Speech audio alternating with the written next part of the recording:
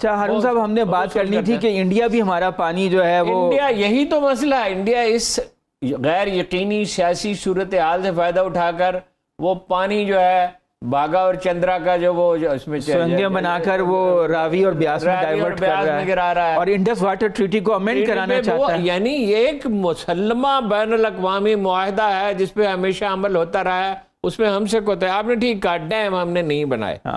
India ہمارے خلفشار کا فائدہ اٹھانا چاہتا ہے. آپ کے پاس پانی بھی ہوتا، آپ کے پاس 1 ارب یونٹ زیادہ بجلی بھی ہوتی، سیلاب بھی نہ آتے. 1 سال آپ کا پانی جو ہے وہ سمندر کی نظر ہو جاتا ہے، دوسرے سال سوکھا ہوتا ہے، 1 سال خشکا ہوتا ہے. گزرے 1 سال میں ایک دن بھی ایسا نہیں کہ ملک میں کسی بھی محاذ پر سکون ہوا ہو. ہر محاذ پر ہر لمحہ جنگ زدہ ہے. نہ سیاسی محاذ پر سکون ہوا اور نہ ہی معاشی محاذ پر سکون ہوا، اور پاکستان کہاں سے کہاں آ گرا. ملک مسلسل ایک کھائی کی طرف گامزن، ایک دوسرے کو الزام دینے کے لیے سب تیار، لیکن ذمہ داری لینے سے سب فرار. اور دوسرا، ہمیں ایک بڑی امید تھی کہ کشمیر کے حوالے سے جو ہے کوئی پیش رفت کوئی کانٹیکٹ گروپ والی بات اور آگے پیچھے وہاں چلے گا. وہ ریگولرلی ملتا ہے لیکن کوئی پیش رفت نہیں. جی ایگزیکٹلی. لیکن وہاں پہ جو انڈین لابی کا دباؤ ہے، زور ہے، وہ اس حد تک ہے کہ اس وقت شاید آپ کے لیے یہ خبر ہو کہ یعنی انڈین جو سید علی گیلانی صاحب کے داماد ہیں وہ ترکی کی جو سرکاری خبر رسائی ایجنسی انادولو اس میں جاب کرتے تھے. جی. اور انڈین ایمبیسی کے شدید دباؤ کے نتیجے میں ترکی مجبور ہوا ہے ان کو جاب سے نکالنے پہ. یہ تو بہت ہی تشویشناک اور یہ وہ ترکی ہے کہ جس کو ہم خلافت کا ہرکارہ اور سب کچھ بنائے بیٹھے ہیں. تو یہ انڈین انفلوئنس ہے، اس کو ہم کاؤنٹر نہیں کر سکے، نہ OIC کے لیول پہ. اور بھارت نے یہ اثر و رسوخ ترکی کے اوپر استعمال کیا ہے. ہم دریاؤں کا پانی سیو کر لیتے ہیں. ہم نے ڈیم وقت پہ بنائے نہیں، سڑکیں بناتے رہے. پہلے ڈیم بناتے پھر موٹر ویز بناتے، الٹا کام ہم نے کیا.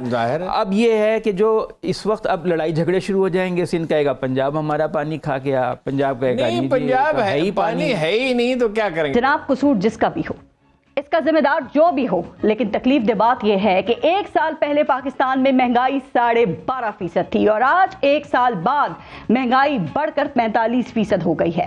1 سال پہلے کے پاکستان میں معاشی شرح نمو 6% کے قریب تھی، آج اس کا کوئی اتا پتہ نہیں ہے.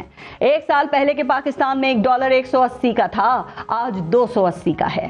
زر مبادلہ کے ذخائر $16 ارب تھے، آج 4 ارب ہیں.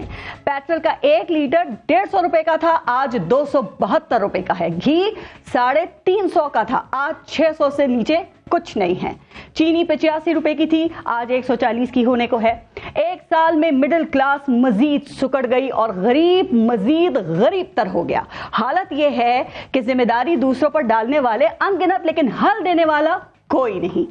اب ایک طرف ہر برائی کا الزام رجیم چینج آپریشن پر، تو دوسری طرف پاکستان بچانے کے دعوے. تو کیا ان سب مسائل کا حل صرف ایک الیکشن میں ہے، یا ان گمبھیر مسائل کے حل کے لیے سب سٹیک ہولڈرز کا ایک ساتھ بیٹھ کر بات کرنا بہت ضروری ہے؟ ناظرین، آپ کو معلوم ہے کہ پاکستان میں کروڑوں بچے، تقریباً 2.5 کروڑ بچے اسکولوں میں نہیں جاتے، جنہیں اسکولوں میں جانا چاہیے کیونکہ ان کے والدین بہت غریب ہیں اور وہ افورڈ نہیں کر سکتے ان کی تعلیم. جب ہمارے سسٹم کو بنانے والے، جب ہمارے ہاں نمائشی پودے لگانے والے، جب ہمارے ہاں سیاسی کاشتکاری کرنے والے غیر سیاسی ادارے جب اس طرح کے کام کر رہے ہوتے ہیں تو انہیں معلوم نہیں ہوتا ہے کہ ملک کو اس کے کیا نتائج بھگتنے پڑیں گے. جب یہ سوچا گیا تھا کہ ہم ایک گل لالہ سیاست میں ہم کاشت کر رہے ہیں تو کیا نتیجے نکالے گا، اور یہ گل لالہ یہی ہے جس کی وجہ سے ملک اس حال کو چاہے اور کوئی نہیں ہے، عمران خان ہے. 2017 تک ملک چل رہا تھا اور جب ان کو لانے کے لیے تمام اصول پامال کر دیے گئے، تمام روایات کو توڑ دیا گیا، ہر طرح کی سہولت کاری کی گئی اور ان کو لایا گیا تو پھر پاکستان کا جو ترقی معکوس کا عمل شروع ہوا، یعنی الٹ شروع ہوا اور تباہی کا سلسلہ شروع ہوا، وہ آج تک جاری ہے. اور یہ عمران خان کو سیاست میں لانے کی تباہی کا نتیجہ ہے جو ان کے 4 وزرائے خزانہ نے کیا تھا اور اس کے بعد جو ہے اب تک جاری ہے. اور انہوں نے آ کر اس میں اضافہ کیا ہے. یہ نہیں ہے کہ جو آج بیٹھے ہوئے انہوں نے کوئی کمال کر دیا ہے. اب آپ کے ملک کے اندر پہلا خطرہ یہ نہیں ہے کہ صرف آئین کو خطرہ تھا، ان کے ہوتے ہوئے اور جنرل فیض حمید اگر آرمی چیف بنتے تو ایسی تباہی آتی کہ جس کا ہم تصور بھی نہیں کر سکتے. ہم نے ان کے ثمرات دیکھ لیے اور وہ خطرات بڑھتے جا رہے ہیں، ان کے آنے سے نہیں سنبھلے ہیں، لیکن وہ بربادی چل رہی تھی، وہ اسی اس کا ایکسٹینشن ہوا، اس سے آگے بڑھی ہے بربادی.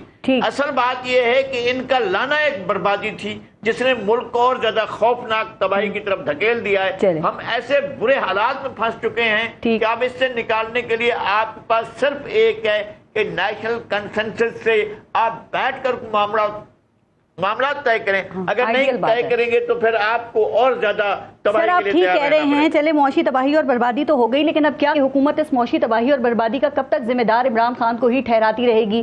آپ دیکھیں نا، ابھی تک IMF کے ساتھ معاہدہ نہیں ہو سکا، مہنگائی یہاں پہ 46% پر پہنچ گئی ہے، عوام کا جینا محال ہو گیا ہے، کوئی ایک مثبت کام ابھی تک نہیں ہو سکا.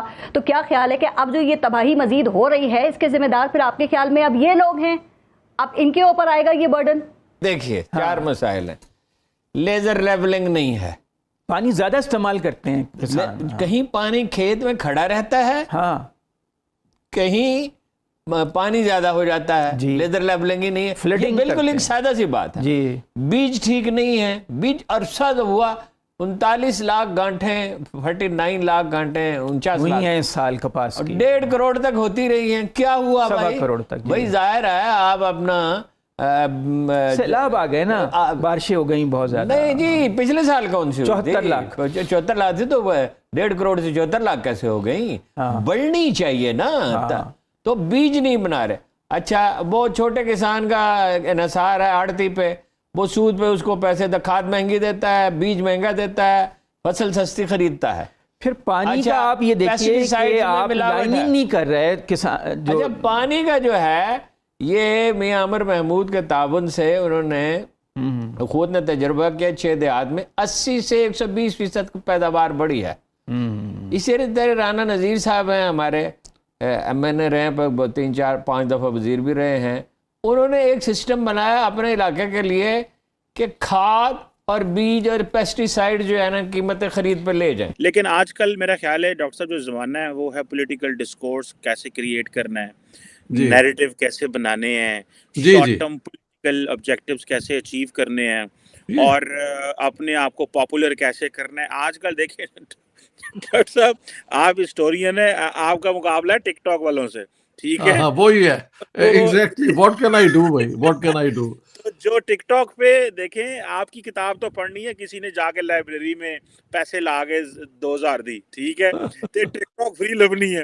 اس میں جو ہے وہ انہوں نے ایسی کی تیسی ہسٹری کی کر دینی ہے، اور آپ نے کہنا ہے اے ویکھو کی ہویا، میں ادھر کتاب لکھنا، میں ادھر لمبا ریسرچ آرٹیکل لکھنا، وہ پھر نہیں کسے پڑھنا. وہ انہی دیر ایسی واسطے اسی بھی شروع کرتے نے ہے جڑے ویڈیو نے. تے او دے نال ایک گل ہے میں ہلے بھی کہاں ہندوستان دے وچ بھی میری بڑی عزت ہے، پاکستان وچ بھی عزت ہے. بالکل تسی بھی جڑا سچ بول دے ہو نا، الٹیمیٹلی شاید ہیومن سیولائزیشن دا جڑا ہے نا سیونگ گریس او ہے وے کہ سچ وال لوگ ضرور آندے نے، صرف انہوں نو دسن والے کوئی ہونے چاہیے نے. And we are doing that. میرا خیال ہے ڈاکٹر صاحب تساں یہ جڑی گل کیتی ہے نا، جو آپ نے بات کی ہے تعلیم جو ہے نا، اگر تعلیم ہمیں اتنا بھی نہیں بتاتی اور ہم اتنا بھی ڈفرینشیٹ نہیں کرتے اور ہم اتنے ہی ڈرپوک ہیں کہ ہم سیدھی بات کرنے سے بھی ڈر رہے ہیں، اور ہم کس چیز کو چھپا رہے ہیں، ٹھیک ہے، مطلب اور کس کے لیے چھپا رہے ہیں اور کس کو کر رہے ہیں. لوگوں کو حقیقت کا پتہ لگنا چاہیے. لوگوں آج کل ملٹیپل سورسز ہیں، بات کریں، اپنی بات رکھیں سامنے. وہ زمانے چلے گئے، یہ وہ مغلوں کے دور نہیں ہے کہ جی اے لکھو ہسٹری، فلانی لکھ دے کتاب، اچھا جی اے فلانیاں چیزاں پا دے، فلانیاں چیزیں، اور خوش کرنے کے لیے کتابیں لکھنے والا زمانہ جو ہے وہ زمانہ ختم ہو گیا ہے. وہ زمانہ آج بھی ہو رہی ہے. دیکھیں انڈیا کے اندر بھی ہو رہی ہے، پاکستان کے اندر بھی ہو رہی ہے. میں اگلے دن میں دیکھ رہا تھا کہ for example the Ambani group جو ہے، آئی تھنک امبانیز، یس، وہ تقریباً انہوں نے جو میڈیا ہاؤسز بائی کیے ہوئے ہیں وہ کو 800 ملین لوگوں تک ان کی ایکسیس ہے. اینڈ میں نہیں یہ کہہ رہا ریپورٹرز وداؤٹ بارڈرز کہتا ہے، یہ وہ کہہ رہے ہیں، وہ کہہ رہی ہے، میرے فکر نہیں ہے. اڈانی کوئی گروپ ہے، اڈانی، ہاں جی اڈانی، آئی تھنک سر اڈانی ہے کوئی، یہ گجراتی ہے.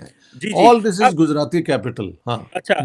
اور پاکستان میں بھی ایسے لوگ ہیں، پاکستان میں بھی ایسے میڈیا گروپ ہیں جو فوج کی، اسٹیبلشمنٹ کی، سیاست دانوں کی چمچہ گیری کرتے ہیں، ان کے حق میں باتیں کرتے ہیں، بالکل یہی ہے، اور اس کے ریٹرن میں وہ فیورز لیتے ہیں.